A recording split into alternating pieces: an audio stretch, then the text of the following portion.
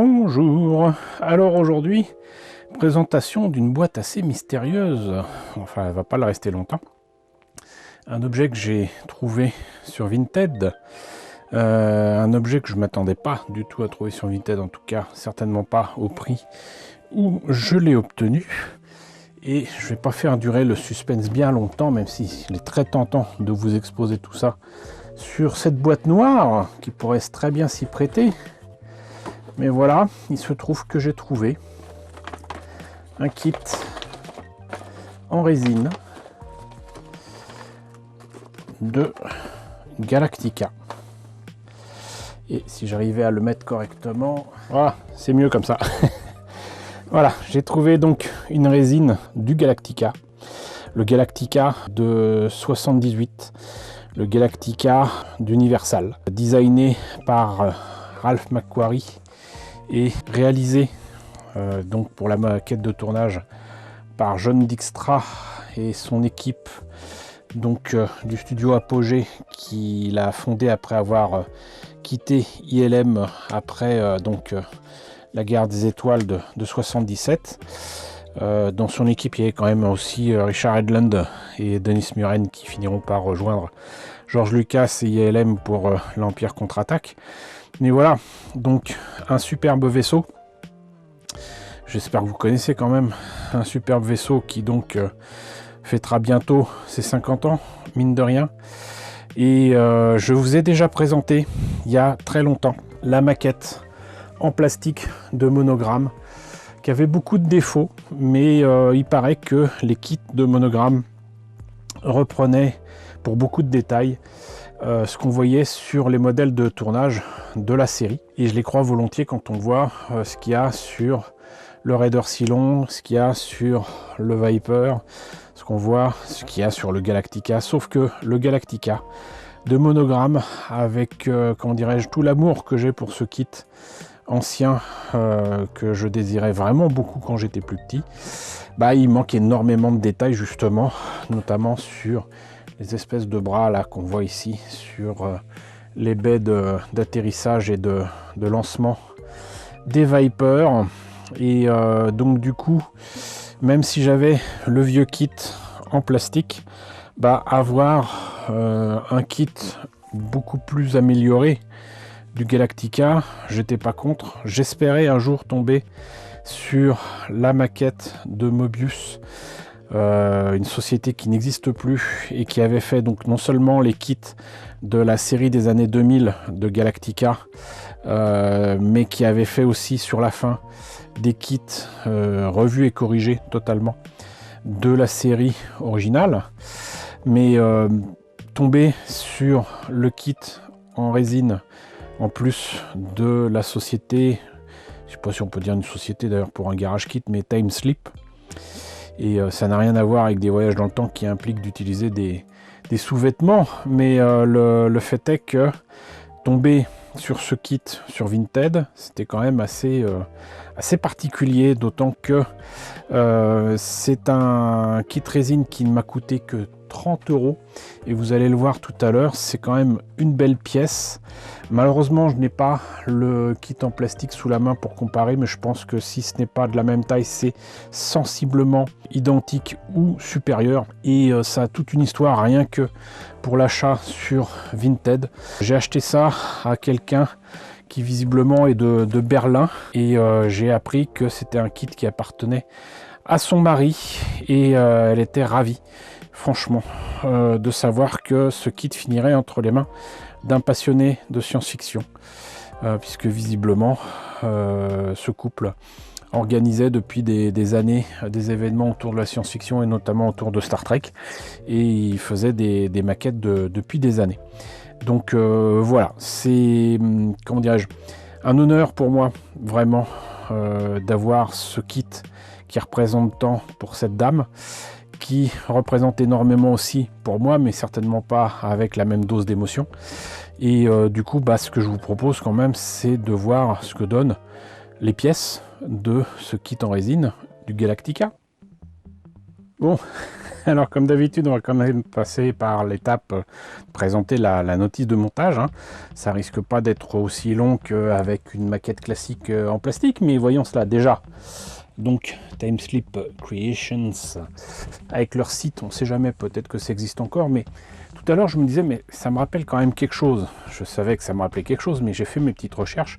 J'ai revu mes vidéos sur le Galactica en plastique, et figurez-vous que si je connais cette marque, entre guillemets, c'est parce qu'en fait, comment dirais-je, les pièces de modification pour l'amélioration du kit en plastique de Monogram, et c'était très clairement du Timeslip, et je dois vous avouer d'ailleurs que le travail fait dessus est pas terrible, alors que ce qu'il y a avec le kit que je vais vous présenter, c'est quand même largement meilleur. En tout cas, ils ont fait énormément de kits en résine autour de Galactica, et pas que la vieille série mais également la plus récente. En tout cas, je suis sûr que j'ai une planche de décalco que j'ai présentée donc dans la vidéo que je vous ai invité à regarder, hein, de Timeslip Creations, donc une planche de décalco qui est à la fois de Timeslip et de JT Graphics, ce qui ne m'étonne pas. Donc voilà, pour la petite histoire, Timeslip, je connaissais déjà un petit peu. Mine de rien, c'est quand même assez bien imprimé. Je devine que ça a été fait non seulement avec soin, mais peut-être avec une imprimante laser ou carrément imprimé tout court. Ça m'a l'air d'être suffisamment propre pour être effectivement imprimé entre guillemets tout court. Mais en tout cas, c'est des photos qui passent très très bien en noir et blanc. Là, on voit l'ensemble des pièces ici avec des numéros et les noms qui leur sont donnés. Ensuite, il y a écrit Upper Body Assembly, ça a l'air entre guillemets assez simple. Ensuite, il parle de la partie inférieure, donc supérieure d'abord, inférieure ensuite, et ensuite le moteur qui est quand même autre chose. Je me demande d'ailleurs si ici, ça serait pas fait. Non seulement pour évidemment apparemment placer tout cela correctement, mais peut-être pour de l'éclairage, je ne sais pas, ou peut-être même carrément aussi placer ils aiment bien mettre sur ce genre de choses des comment dirais-je, des tubes en laiton, en métal, pour que ça tienne mieux, parce que mine de rien, la résine ça bouge un petit peu dans le temps, j'allais dire. Et là, mine de rien, un petit peu de couleur ici, parce qu'il y a des bandes rouges sur le Galactica ici et là, même si ça se voit pas toujours. Et on voit là que ça date de 2008. Donc je sais plus où j'avais noté que ça datait soi-disant de 2010. Donc là il écrit copyright 2008 par Jim Stevenson. Si ça se trouve c'est le dessin qui doit dater de 2008. Et donc là ça indique les couleurs à suivre et donc les petites bandes rouges à faire. Et vous pouvez rajouter ça, et donc comme c'est pas toujours facile à faire, surtout même en masque, ce cercle rouge, ils le mettent en décalco, et là vous avez tous les noms possibles des Battlestar ici sur cette décalco, avec, comme vous le voyez, les petits détails pour les panneaux carrément sous les noms des vaisseaux. Donc ça c'était pour la notice. On va voir immédiatement les pièces. Alors, voilà une bonne partie des jolies pièces en résine. Il y en a d'autres ici. Je sais pas si je devrais vous les sortir. Oh, bon, allez, c'est fait. Comme ça. Voilà. Donc, je vous le dis tout net, ça n'a plus rien à voir avec le vieux kit de 78-79 de Monogram, et c'est tant mieux. J'espère qu'il y a toutes les pièces, parce que j'ai l'impression que normalement il devrait y en avoir au moins 4 comme ça et non pas 3. J'ai un peu peur quand même. Bon, je vais laisser ça là. Ça a été placé d'ailleurs dans un récipient Red Bull que je ne connaissais pas. C'est peut-être un truc typiquement allemand, je ne sais pas non plus. Mais donc voilà ce qu'il en est ici pour ces pièces en résine. Ça n'a plus rien à voir avec donc le kit en plastique. Par contre, une chose est sûre, c'est que c'est la même échelle. Je vous disais que c'était proche, peu ou prou, de l'échelle du modèle en plastique. J'ai eu la confirmation là aussi en cherchant un petit peu sur le net. Maintenant, est-ce que l'information est vraie? Maintenant, on peut toujours douter un petit peu. Mais de ce que j'ai revu sur la vidéo, parce que je n'ai pas le modèle sous la main, ça me semble tout à fait probable que ce soit effectivement du 1-4105. Donc une échelle 1-4105, et ça m'a l'air d'être ça. En plus de ça, je peux même vous dire que si certaines pièces sont assez lourdes, comme ici, avec, on va dire, les bras du Galactica, ici c'est relativement léger, et ça pour une raison très simple, entre guillemets, c'est que ça doit certainement être du rotocasting, c'est-à-dire que en fait vous avez le moule où vous allez reproduire la pièce, et je vous laisse quand même juge de la qualité ici de détaillage de ce kit. En plus c'est entre guillemets en une seule pièce, là on reconnaît bien des pièces de tank, hein, d'ailleurs au passage. Là il y a des pièces, normalement c'est supposé être de fusée, et là encore de tank. C'est magnifique, c'est juste magnifique. Et le rotocasting, ça consiste en quoi? À mettre la résine dans le moule, et ensuite soit à la main, soit avec une machine, faire en sorte que la résine aille dans tous les creux, dans tous les détails du moule. Et du coup, en faisant ça, bah normalement vous coincez de l'air, non pas vers l'extérieur de la pièce, mais à l'intérieur, et donc du coup c'est supposé être creux. Voilà, donc c'est pas forcément à la portée de tout le monde. J'en profite aussi pour vous montrer ça. Là voilà, ça n'a plus rien à voir avec, encore une fois, le modèle donc plastique. Par contre, c'est là que je me dis aussi, est-ce que du coup il faut couper ça pour mettre ça là-dedans? Logiquement oui, mais du coup c'est peut-être creux à l'intérieur pour faciliter la mise en lumière. Mais ce qui manque du coup, et que je n'ai pas vu, je pense pas, sur la notice, laissez-moi vérifier. Donc effectivement c'est indiqué là, pas sur les photos mais sur le texte, il faut enlever cette partie là, ici là, il faut la couper et faire en sorte que ensuite on puisse mettre la pièce du moteur qui est là. Sauf qu'ils indiquent qu'il faut mettre une pièce en transparent, et que c'est pas livré avec le kit. Ça c'est un peu décevant, parce que normalement, si je me trompe pas, il faut que ce soit en nid d'abeille. Alors moi je trouverais ce qu'il faut. Au pire je mettrais des réflecteurs de vélo ou de moto ou quoi, que je trouve régulièrement. Je vous en avais parlé pour des kits Star Trek, notamment du Bird of Prey. Mais il y a un autre problème qui se pose là, c'est que certes, mettre ça au fond de ce truc là, pourquoi pas, mais par contre c'est la seule pièce que j'ai reçue qui était cassée. Elle était cassée en deux. Là je pense que vous le voyez même pas, mais je l'ai recollé. Ça se voit un tout petit peu ici. Je l'ai recollé ici. Et je l'ai fait proprement, hein, avec de la super glue bien évidemment. Mais croyez-moi que si vous vous trompez, ben là, il va y avoir des problèmes. C'est-à-dire que si vous foncez là-dedans et que vous essayez de le placer au mieux, et ben ça risque de casser justement. En tout cas, ça va pas être facile à faire, à placer, à modifier, mais du coup il y a une possibilité éventuellement de faire de l'éclairage, en tout cas du moteur à l'arrière. Ce qui est dommage, c'est que du coup, là je vois ici, j'en profite là aussi, c'est pas du plein, vous avez quand même des petits détails ici et là qui pourraient être des hublots qu'on pourrait éclairer par exemple avec de la fibre optique. Mais faudra en mettre partout du coup. Où c'est que ça pourrait passer, je sais pas. Sincèrement, je sais pas.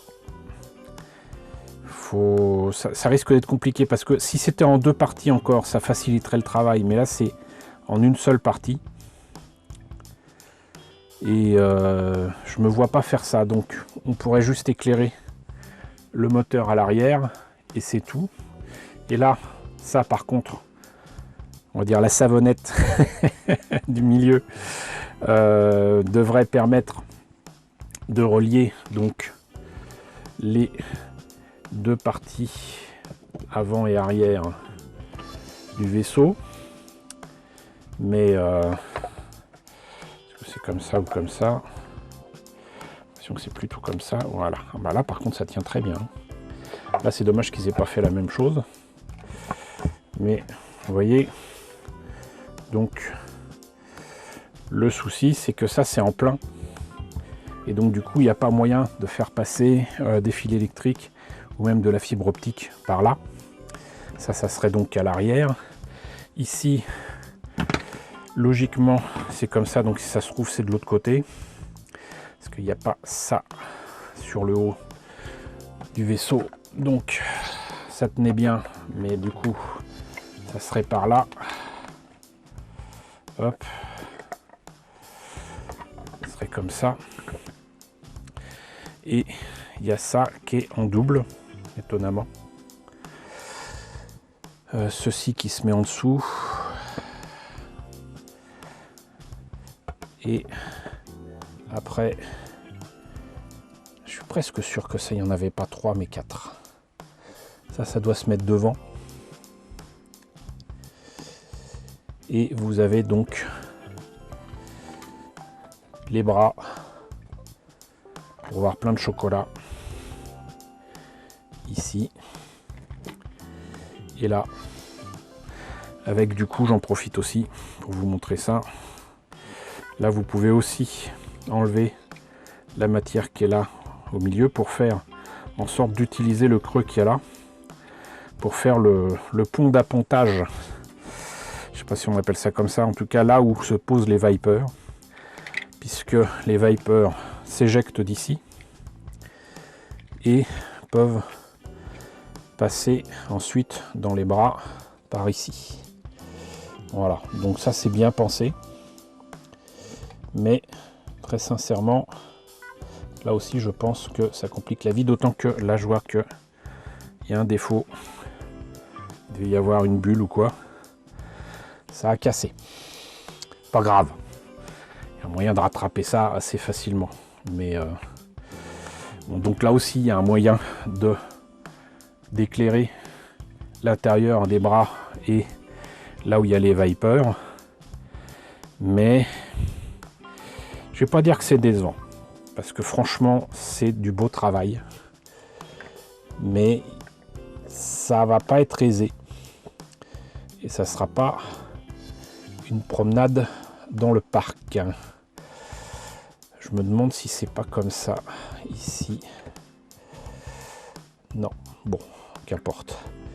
En tout cas, on a les bras qui se mettent comme ça. D'autres détails en dessous. Ça ici. Là, c'est ce que je vous disais.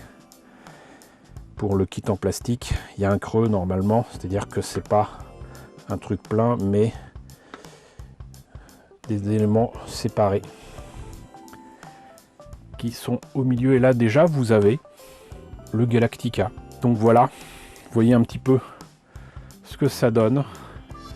Et je suis vraiment très content d'avoir ce kit, parce qu'encore une fois, c'est pas un kit qui court les rues. Il est très bien détaillé, ça compense parfaitement le fait que je n'ai pas le kit de Mobius sorti dans les années 2010-2020. Et vraiment, je suis très content d'avoir un très très beau Galactica, nettement plus beau que le kit plastique que je tenais à avoir tout simplement. Parce que ça me faisait envie quand j'étais plus jeune. Et voilà, en plus c'est la même échelle et tout ça. Il est beau, il est magnifique, il est plein de beaux détails. Et je l'ai eu, je le répète, à 30 € avec quelqu'un de tout à fait charmant chez nos cousins germains. si j'ose dire. Voilà. Bah écoutez, j'espère que la présentation de ce kit vous a intéressé. N'hésitez pas à me dire ce qu'il en est dans la section commentaires. N'hésitez pas à liker, n'hésitez pas à partager, n'hésitez pas à vous abonner si ce n'est pas déjà le cas. Coucou aux nombreux abonnés qui nous ont rejoints ces derniers temps, bienvenue ici. Coucou aux grands anciens qui me suivent depuis 10 ans, merci à tous de votre fidélité, merci à tous de votre soutien sur Tipeee et sur Paypal, surtout prenez soin de vous. Je vous laisse avec la liste des contributeurs de la chaîne et je vous dis à très bientôt, qui sait, pour la présentation d'un autre kit Galactica.